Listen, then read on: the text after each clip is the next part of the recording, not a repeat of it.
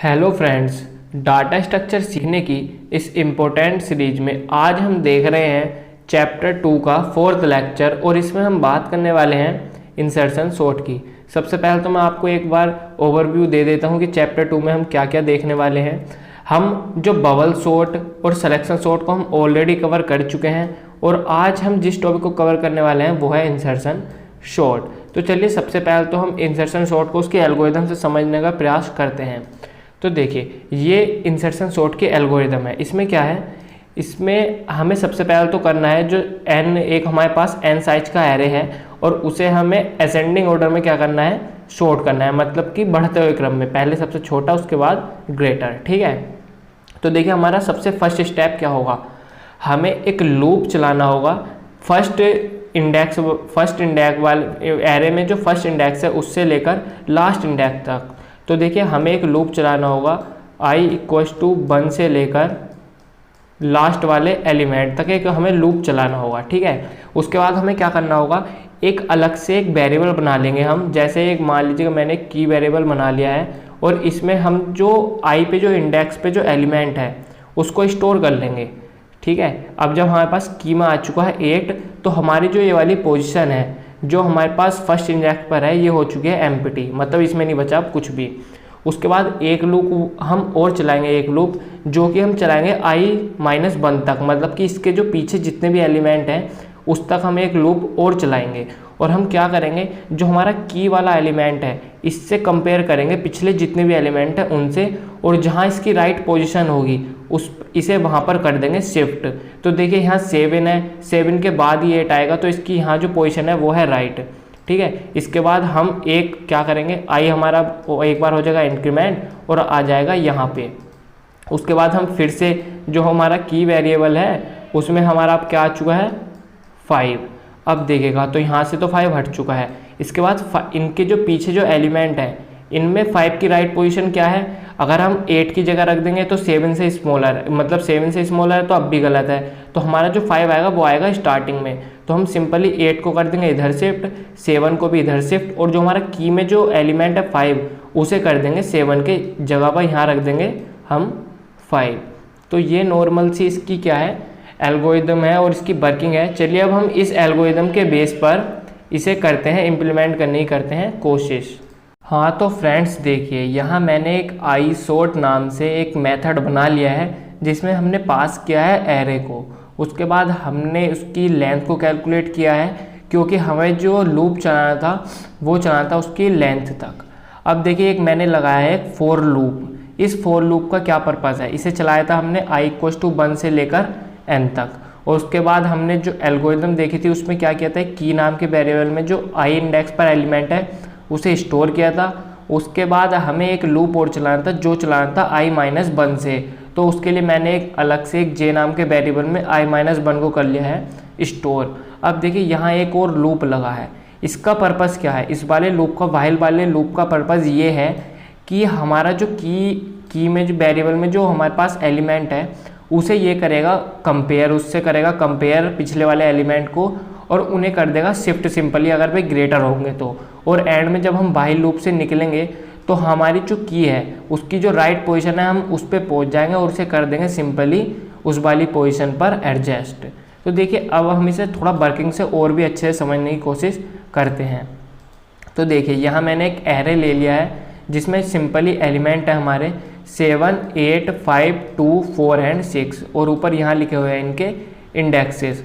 और यहाँ मैंने एक की नाम का एक अलग से वेरिएबल, मतलब एक अलग से बक्सा बना लिया है, एक अलग से फील्ड बना लिया है जिसमें हम जो ith इंडेक्स पर एलिमेंट है उनको करेंगे स्टोर। ठीक है, तो अब देखिए अब क्या करेंगे, हम सबसे पहले आए इस वाली कंडीशन पर। सबसे पहले हम फॉर लूप में जब एंटर होंगे तो यहाँ होंगे तो हमारा जो i होगा 1 पर, तो हमारा i है इस वक्त यहाँ पे। ठीक है, अब उसके बाद हमने क्या किया था, की में करा था एरे i को स्टोर। तो इसके बाद हम करते हैं जो i पे इंडेक्स पर एलिमेंट है जो कि 8 है उसे करते हैं हम की में स्टोर। तो देखिए हमारा अब क्या हुआ, अब हमारा जो i है, i पे जो है हमारा ये हो चुका है एम्प्टी। इसके बाद हमने एक j वेरिएबल बनाया जो कि है j कहाँ है हमारा i-1 पे, तो हमारा i तो 1 है तो हमारा जो j हुआ वो हो चुका है 0 पे। ठीक है, हमारा i यहाँ है और j है यहाँ पे। अब देखिए व्हाइल लूप में हम एंटर करेंगे। व्हाइल लूप की पहली कंडीशन क्या है कि हमारा जे बड़ा होना चाहिए 0 से या इक्वल होना चाहिए, तो पहली कंडीशन तो राइट है। और सेकंड कंडीशन क्या है, जो हमारा जे पर एलिमेंट है जो कि है 7, वो हमारे की से बड़ा होना चाहिए। तो हमारे की से तो स्मॉलर है, तो ये कंडीशन हो चुकी है फॉल्स। तो हम सिंपली व्हाइल लूप से आ जाएंगे बाहर और उसके बाद हम पहुँचेंगे इस वाली कंडीशन पे। तो यहाँ हमने क्या किया है, हम एरे जे प्लस 1 पर, मतलब जो जे इंडेक्स है प्लस 1 पर हम कर देंगे की को स्टोर। तो 0 + 1 मतलब कि जो फर्स्ट इंडेक्स पे है इसमें हम वापस कर देंगे के को स्टोर। तो इसके बाद क्या होगा, हमारा की वापस से पहुंच जाएगा फर्स्ट इंडेक्स पे। अब देखिए, अब उसके बाद हम फिर से एक बार लूप चलाएंगे। तो हमारा आई हो चुका है इंक्रीमेंट, तो आई आ चुका है 2 पर। अब हमारा आई जो है वो आ चुका है 2 पर, और हमारा इसके बाद हमने क्या किया, की में फिर से स्टोर किया 5 को। तो हमारा की में क्या आ चुका है 5। अब देखिए, अब हमारा जे कहाँ है, जे है सिंपली i-1 पर, मतलब जे हो चुका है 1 पर। अब इसके बाद अब हम व्हाइल लूप की कंडीशन को फिर से चेक करेंगे, क्या जे हमारा ग्रेटर है 0 से, तो यस हमारी कंडीशन पहली वाली राइट है। उसके बाद हमारी सेकंड कंडीशन क्या है कि हमारा जो जेथ इंडेक्स पर एलिमेंट है मतलब कि 8, वो हमारा की से बड़ा होना चाहिए। तो हमारा सेकंड कंडीशन भी राइट है, 5 इज स्मॉलर देन 8। तो अब हम आ चुके हैं व्हाइल लूप के अंदर।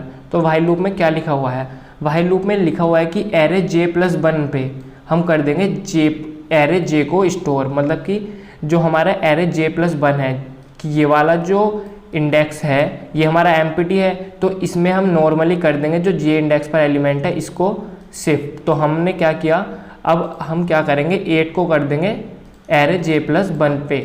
तो देखिए अब हमारा 8 जा चुका है सेकंड पोजीशन पर। अब हम क्या करेंगे, जे को करेंगे एक बार माइनस माइनस। जब हमने जे को करा माइनस, तो अब हमारा जे कहाँ आ चुका है 0 पर। पहले हमारा जे था 1 पर, अब आ चुका है जे 0 पर। अब हम फिर से इसे की से ये वाली कंडीशन को चेक करेंगे, क्या जे इक्वल टू 0, ये वाली कंडीशन ट्रू है और हमारी ये कंडीशन भी ट्रू है। तो अब हम फिर से क्या करेंगे, 7 को कर देंगे 1 नंबर इधर शिफ्ट। तो इसके लिए क्या होगा, अब हम इसे फिर से कर देते हैं शिफ्ट। तो हमारा 7 जा चुका है इधर। उसके बाद अब हमारा जे क्या हो चुका है, एक बार और जब माइनस माइनस होगा तो अब जे हमारा हो चुका है -1। तो हमारा जे हो चुका है -1। तो हमारी जो ये व्हाइल वाली कंडीशन है इस लूप से हम आ जाएंगे बाहर, क्योंकि हमारी कंडीशन हो चुकी है फॉल्स। अब देखिए जब हम आएंगे इस वाली कंडीशन पर, तो जब हम व्हाइल लूप से बाहर आएंगे तो हमारी जो की राइट पोजीशन है हम उस पर आ जाएंगे। हमारे जे में अब कहाँ है -1, तो यहाँ मैंने क्या लिखा है कि जे प्लस 1 पे हम कर देंगे की को स्टोर। तो -1 + 1 हो चुका है 0। तो हम 0 पे क्या कर देंगे, 0th इंडेक्स पर कर देंगे अपनी की को स्टोर। तो देखिए अब क्या करेंगे, हम की को पहुंचा देंगे 0 पर। तो अब हमारा क्या हो चुका है, इतना जो एरे है ये हो चुका है सॉर्टेड। मैं समझता हूँ कि ये इंटरनली ये वाली जो हमने मेथड लिखा है ये किस प्रकार से वर्क कर रहा है, आप अब इसे समझ गए होंगे। तो अब थोड़ा जल्दी समझने की कोशिश करते हैं। तो अब थोड़ा म्यूजिक का एंजॉय लेते हुए आप इसे इसके एनिमेशन से इसे समझने की कोशिश कीजिएगा।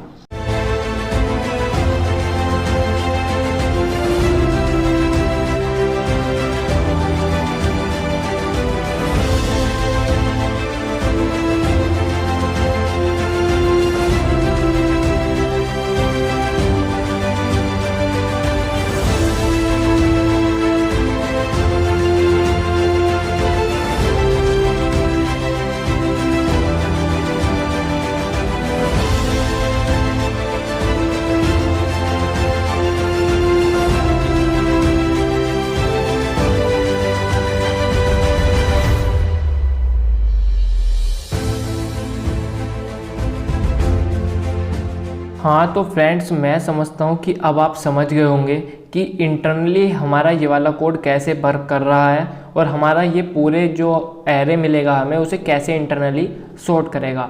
तो अब हम थोड़ी इसकी जो टाइम कॉम्प्लेक्सिटी है और ऑक्सिलरी स्पेस है अब हम उसके बारे में भी डिस्कस कर लेते हैं।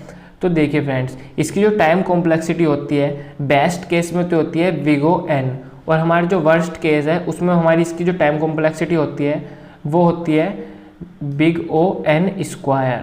ठीक है, तो देखिए ये वाली जो हमारी इंसर्शन सॉर्ट है ये एक बहुत इंटरेस्टिंग इंटरेस्टिंग सॉर्टिंग एल्गोरिदम है। क्यों?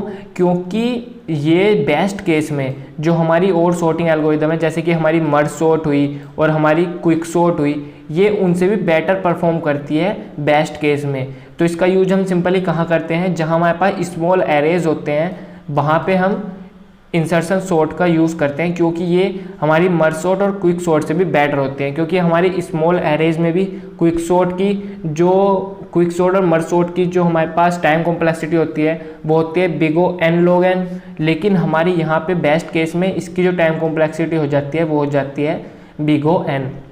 लेकिन जो वर्स्ट केस है, मतलब कि जैसे हमारा कोई एरे बड़ा है तो उसके लिए ये इतना अच्छा परफॉर्म नहीं करती, क्योंकि इसकी टाइम कॉम्प्लेक्सिटी हो जाती है बिग O n स्क्वायर। ये एक इन प्लेस और स्टेबल एल्गोरिदम है। इसका मतलब मैं आपको पहले ही समझा चुका हूँ पहली वीडियो में कि हमारा स्टेबल का मतलब क्या है? जो हमारा एरे का जो ऑर्डर है उसको ये मेंटेन रखती है।